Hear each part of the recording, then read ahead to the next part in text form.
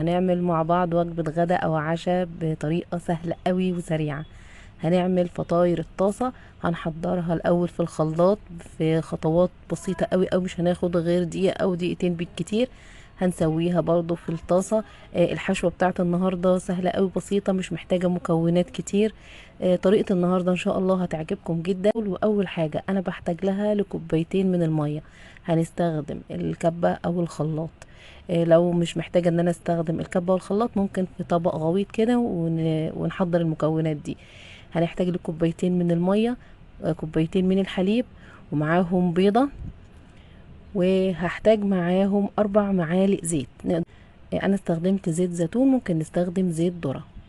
هنحط مقدار بسيط من الملح، يعني معلقة صغيرة من الملح. بعد كده هنضيف 3 كوبايات من الدقيق. نشغل الكبة او الخلاط لحد ما يمتزجوا بالشكل ده. هنشوف العجينة او الخليط اللي احنا حضرناه لازم يكون خفيف، بس يعني مش شفاف قوي. فلو احتاج ان احنا نحط له معلقة او معلقتين من الدقيق، يبقى هنزوده في الوقت ده.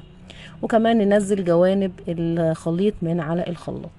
انا خلطت تاني، والعجينة كده مظبوطة معايا جدا. يعني احنا ممكن ما نزودش دقيق لو لقينا ان الخليط بالقوام ده، اللي هو سايل لكن يعني بلون تقيل.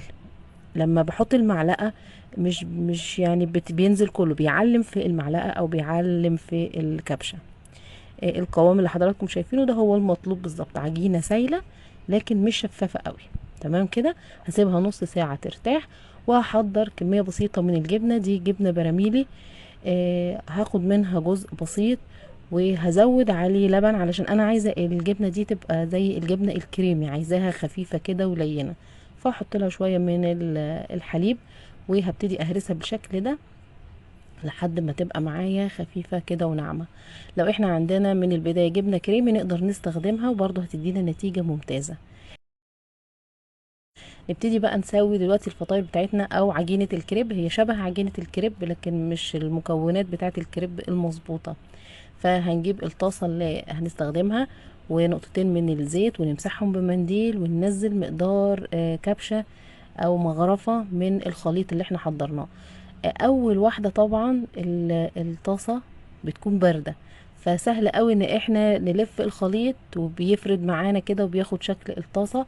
بنحطه على نار متوسطة لحد ما تبتدي الحروف بتاعة الفطيرة او العجينة تفصل. بعد كده احنا لو رجناها هنلاقيها خلاص بقت بتروح وتيجي كده، مش ماسكة في الطاسة. نقدر ساعتها ان احنا نقلبها. بتاخد لون ذهبي بسيط بالشكل ده.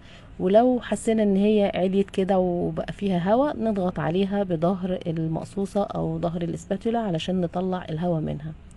اول ما الفطيرة او العجينة بتاخد اللون الذهبي ده من الناحيتين، بشيلها خلاص. هنا انا بكمل بقى وبوريكم ان الطاسه طبعا بيكون خلاص اخدت حراره. فلما نيجي نصب بنحاول احنا نلف برضو بسرعه علشان الخليط بتاعنا ياخد شكل الطاسه بسرعه. لو سيبناه لثواني هيجمد في نفس المكان وهيستوي ومش هيفرد معانا. دي شكل الفطاير اللي احنا حضرناها او الكريب اللي حضرناه. هبتدي بقى دلوقتي ان انا احط له الحشو، فاما على نفس الطاسه او على جريل او على صينيه برضو غير لاصقه. هحط الفطيرة او الكريباية، وهحط لها معلقة من الجبنة اللي انا خففتها بالحليب، وشوية صغيرين من الزيتون، وكان عندي لانشون قطعته لقطع صغيرين، وشوية من الجبنة الموتزاريلا. هو ده كل الحشو اللي انا هستخدمه النهاردة. وطبعا البطل في الحشو بتاع النهاردة هي الجبنة الموتزاريلا. هي دي بقى اللي هتديني الطعم حلو والمطة اللي بتجنن الولاد. انا عملت واحده، فطبعا الجريل علشان كبير شويه، فهبتدي احضر اللي بعدها كمان، يعني نحاول نعمل الكميه كلها في وقت واحد. فهقلبها على الشكل اللي انا مطبقاه. انا طبقتها زي الظرف بالظبط. بنطبقها كده من الجوانب من ناحيتين، من هنا ومن هنا. وقلبتها على الجزء المتطبق وسبتها تاخد الحرارة علشان تبتدي تاخد لون ذهبي. انا طبعا حطيت معلقة زيت او سمنة، اي حاجة موجودة عندنا نقدر نستخدمها علشان الفطاير تاخد لون ذهبي. دي برضو الفطيرة التانية، برضو بنفس الحشو بنفس الطريقة، بطبق الجوانب وبعد كده بطبق الحروف.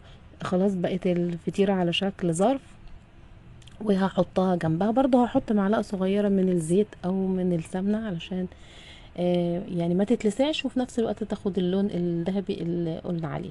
برضو معلقة صغيرة كده. وهاخد الفطيرة دي واقلبها على الجزء اللي انا مطبقاه، يعني نحاول نسويها الاول من الناحية المفتوحة بس كده.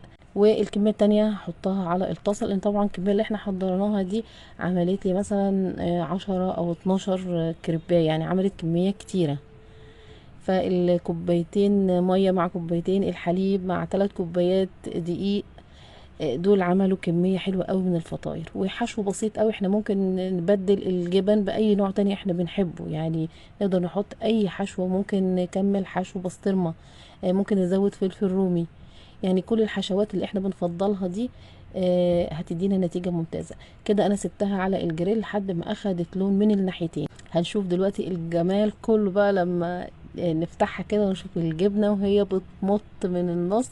طبعا مشهد رائع كلنا بنحبه جدا جدا، وبنستمتع جدا بالفطاير اول ما الجبنة كده نشدها وتروح معانا للاخر.